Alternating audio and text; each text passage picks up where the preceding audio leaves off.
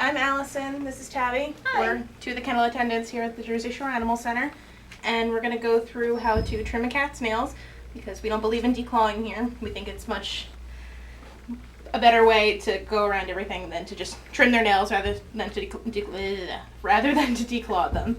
So we have Chloe here. She's a brown tabby female, and she's, how old is she, Tab? Like 3, 4? 2 or 3, yeah. She's been here for over a year, so she's kind of grown up here. And we'll see. I haven't trimmed her nails in a while, so we'll see if she gives us a hard time or not. We'll just kind of show you guys the proper way of going about it. And normally you want to start off, try not using too much brutal force unless you have to, which usually requires just scruffing them. And if you guys can see, you're just going to take their foot really lightly and pull back the skin and push a little bit, and that'll expose their nail. You just want to trim the very, very tip of it off. You don't want to go too far down because then you could hit the quick. And if you do that, then it'll bleed, and then it's a negative experience for them, and then you'll really have a hard time trimming them next time. You can see she's tugging a little bit, but she's actually being really good so far. Yep. Just trim the little tip. Oh, they'll do that sometimes. Oh, hi. And there's going to be 5 toes on their front feet, 4 on their back, unless you have a cat with extra toes, which isn't that uncommon. Oh, sweetie, no. Try this side.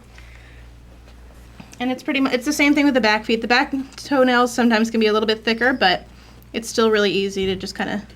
Most of the time, the hind feet are going to be a lot shorter than the front because the hind ones wear down as they run around and play. It's okay, sweetie. And you guys can see she's actually being really, really good. We're not really having to restrain her a lot. Sometimes we get the cats in here that really absolutely hate being restrained. They hate having their nails trimmed because it was never something that was done with them before. And pretty much what you do when they start to do it like she's doing, kind of just find a flat surface. For here, we'll use our scratching post. You just grab the back of their scruff, or their extra skin right here, and you kind of just lay them down on their side. And then let the other person who's doing it trim. Right. And what Tabby's doing now with scruffing her, it's not hurting her at all. It's just grabbing a little bit of the extra skin to make sure that she can't turn around and bite one of us. And that's actually the spot where where mom grabs on when they're babies so that she can carry them and move them around. So, not hurting her. She's being really, really good for this. She's not moving around too much. And we're good, actually. And you just let them up and pet them a lot. And if they have a favorite treat, you can give them a treat. Right. They might go run off and hide because it is a little bit of... When the first couple of times that you do it, they're not usually big fans of it. No cat likes being restrained. But after a while, they'll get used to it. A good way to start getting your cats used to it is to kind of hold them just as you normally would, start petting them, play with their feet a little bit. One of the biggest problems with it is that they hate having their feet touched. So it's a good idea to just kind of hold them, play with their toes, push their nails out a little bit, kind of get them used to that feeling first. And then, you know, as you start trimming, you might only be able to do 1 foot in 1 week and then give them like a little bit of a break, do the other foot a couple of days later. Just space it out. You'll know when your cat's comfortable and when your cat's not happy. So that's pretty much the easiest way to go around it. What do you think, Tab? Anything else? No, it seems to cover it all.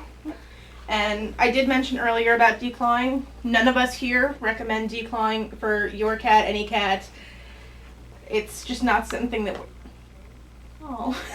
it's not something that we're a fan of. It's a really, really harsh surgery, and it's actually taking off the first knuckle on their paw. So a lot of people think, oh, they're just cutting the nail bed out, and that's not what they're doing. Kind of take your finger and cut this off, and that's pretty much what they're doing. It can be very painful, especially with the cats that have it done as they're older. A lot of times they don't really heal that well, and it takes them a long time to recover. And a lot of cats start biting afterwards because they don't have their claws to, you know, defend themselves, if you will. So a lot of the front declawed cats that we see come in here end up being biters. So it's a good idea. If you can avoid it, we highly recommend it. And trimming their nails really isn't that big of a deal. I mean, you saw Chloe was a little bit apprehensive with us, but 2 people, we got it done in a couple of minutes, if that. So definitely, if you have any questions, your vet will always be able to answer them for you. You can even call in here for good ideas on how to go around if your cat's a little bit nasty when you go to get their nails trimmed. And that's it. Bye.